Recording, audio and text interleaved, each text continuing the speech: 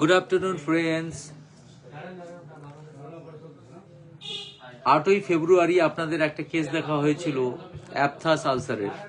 আজ আমি সেই কেসটার ফলো আপ দেখাচ্ছি, কতটা উন্নতি হয়েছে আপনারা নিজের চোখে দেখুন, এবং আগের কি পরিস্থিতি ছিল আমি আপনাদেরকে সেটাও দেখাবো। তাহলে শুরু করা যাক। তাহলে দেখুন, এই বাচ্চাটার জিভের ঘা অ্যাপথাস আলসার, যেটা সম্পূর্ণ ভালো হয়ে গেছে, আপনারা এটা দেখতে পাচ্ছেন। अच्छा बोलिए भाई, ये जो दवाई आपको दिया गया था ठीक होने में, खाना पीना शुरू करने में कितना दिन समय लगा था? 2-3 दिन या ना? 2 दिन 3 दिन। हाँ। 2 दिन 3 दिन में एकदम पूरा क्लियर हो गया। और दर्द आराम होने में कितना समय लगा था? 4 दिन। जिस दिन शुरू किए थे उस दिन से आराम आपको महसूस? हल्का हल्का होते रहे। अच्छा अच्छा, हल्का हल्का होता रहा, उसके बाद आराम हो गया। सो फ्रेंड,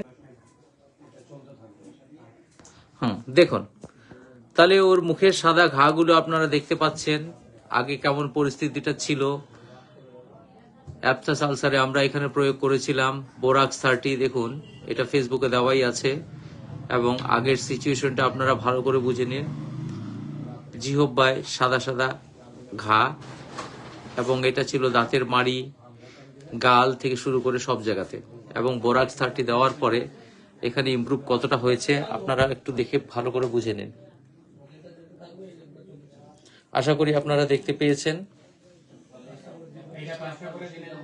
দেখতে পাচ্ছেন বেশ ভালো রকম পরিষ্কার ভাবে, এবং তার সাথে ছিল প্রচন্ড লালা, ঠোঁটের 2খানে ঘা, এবং তার সাথে ছিল জ্বর, এবং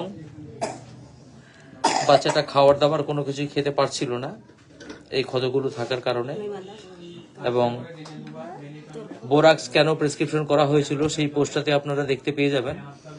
আর এখন এই বর্তমান সিচুয়েশনটা দেখুন, হাত তালি বাজাচ্ছে, আর কিছু না বলতেই অলরেডি জিপটা খুলে দেখাচ্ছে। ও বুঝে গেছে যে আমরা একটা ভিডিও করছি।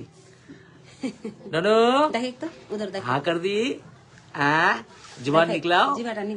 हाँ, very good good, very good. So friends, আপনারা দেখলেন কেসটা, বোরাক্স দিয়ে এটা খুব সুন্দরভাবে চিকিৎসা হয়েছে, এবং খুব সফলভাবে চিকিৎসা আমরা এখানে করতে পেরেছি। আপনারা বুঝে গেছেন সেটা আশা করি। সঙ্গে থাকার জন্য ধন্যবাদ। বাই।